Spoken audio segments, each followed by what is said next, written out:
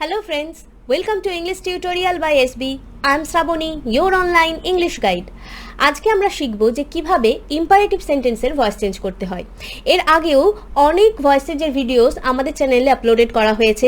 যারা এখনো তোমরা দেখোনি, ডেসক্রিপশন বক্সে লিংক দিচ্ছি, অবশ্যই চেক আউট করে নেবে। তাহলে তোমাদের ওই টপিকগুলোর ওপর একটা কংক্রিট কম্প্যাক্ট আইডিয়া তৈরি হয়ে যাবে। ওকে, তাহলে চলো আজকে আমাদের ইম্পারেটিভ সেন্টেন্সের ভয়েস চেঞ্জ কিভাবে করতে হয় সেটা শিখে নিই। ইম্পারেটিভ সেন্টেন্স আমরা কোন সেন্টেন্সগুলোকে বলি? যে সেন্টেন্সের মধ্যে দিয়ে আমরা অর্ডার করি, মানে আদেশ করি, রিকোয়েস্ট বা অনুরোধ করি বা অ্যাডভাইস। ইম্পারেটিভ সেন্টেন্সের ভয়েস চেঞ্জের আগে আমাদের জানতে হবে transitive verb and intransitive verb. Transitive verb কোনগুলোকে বলা হয় না? When a verb has an object, যখন একটা ভার্বের অবজেক্ট থাকবে সেই ভার্বকে আমরা বলবো ট্রান্সিটিভ ভার্ব। অবজেক্ট মানে কি? কর্ম থাকবে। তাহলে ইনট্রান্সিটিভ ভার্ব কি না? When a verb doesn't have an object, যখন একটা ভার্বের অবজেক্ট থাকবে না সেই সমস্ত ভার্বগুলোকে আমরা কি বলবো? Intransitive verb. ট্রান্সিটিভ ভার্বকে বাংলায় বলে সকর্মক ক্রিয়া, ইনট্রান্সিটিভ ভার্বকে অকর্মক ক্রিয়া। এক্সাম্পল দেখো, I play cricket. I play cricket, এখানে প্লেটা হচ্ছে কি ভার্ব, ক্রিকেটটা হচ্ছে অবজেক্ট। তাহলে দেখো এখানে এই ভার্বের অবজেক্ট আছে, মানে এই ভার্বটা কি verb? Transitive verb.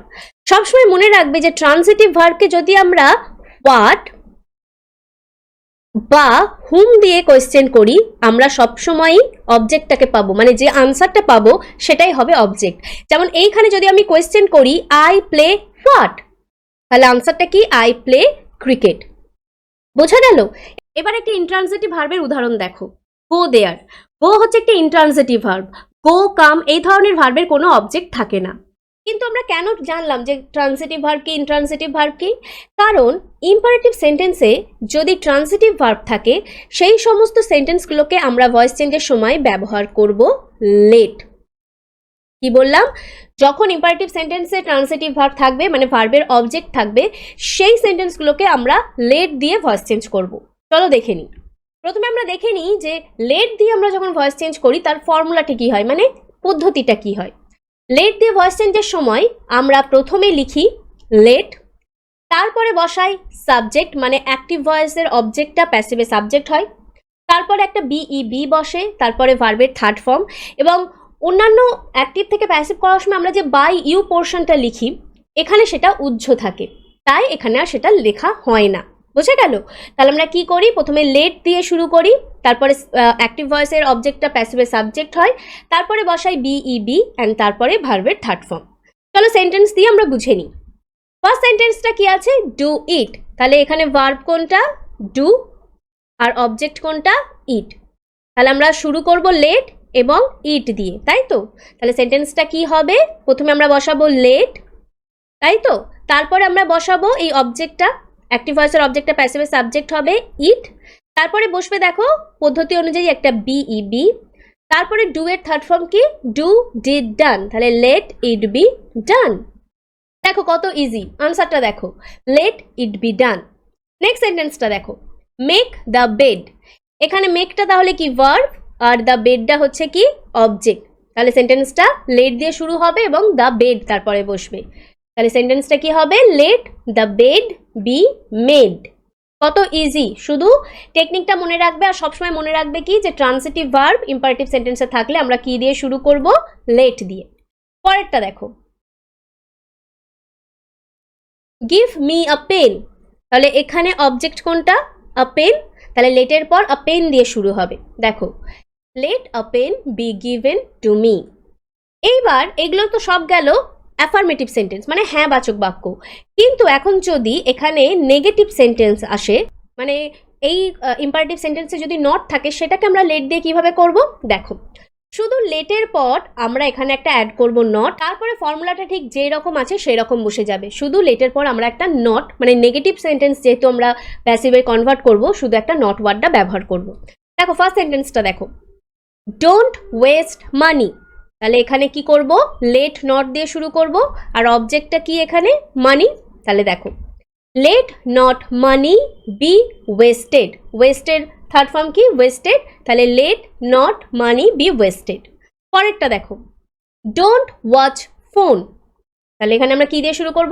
Let not phone be watched. Next sentence. Don't laugh at the poor. তাহলে এখানে কি দিয়ে শুরু হবে? দ্য পোরটা কিন্তু অবজেক্ট, তাহলে let not the poor be laughed at. Let not the poor be laughed at. তাহলে আমরা তো জেনে নিলাম যে ইম্পারেটিভ সেন্টেন্সে যদি ট্রান্সিটিভ ভার্ব থাকে সেটাকে আমরা লেট দিয়ে করব এবং প্রসেসটা খুবই easy.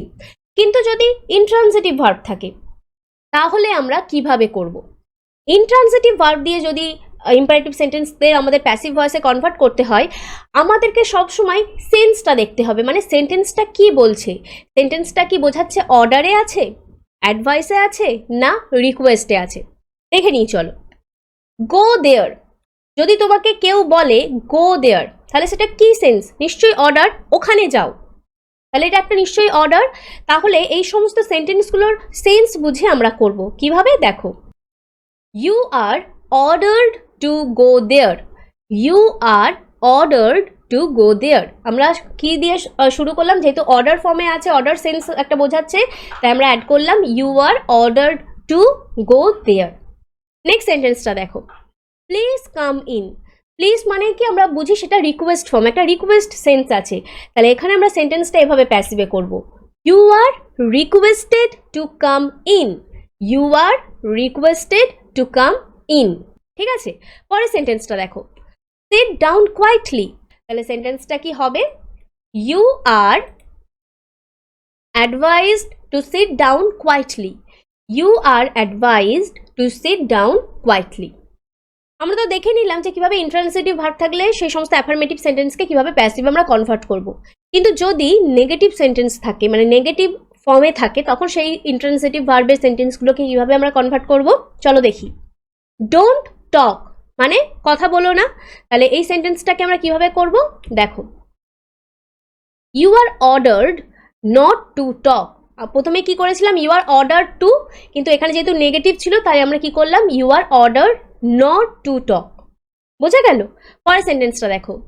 Don't run in the stairs. এই সেন্টেন্সটাকেও ঠিক আমরা এইভাবেই করব।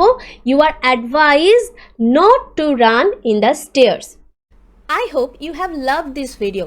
So don't forget to like and share এবং কমেন্ট বক্সে জানাবে যে কীরকম লাগলো এবং আরও কী ধরনের ভিডিওস তোমরা পেতে চাও। And if you are new to my channel and if you like this video, don't forget to hit the subscribe button and also click the bell icon. So that's all. Thank you for watching. See you in our next video. Till then, keep practicing and keep learning.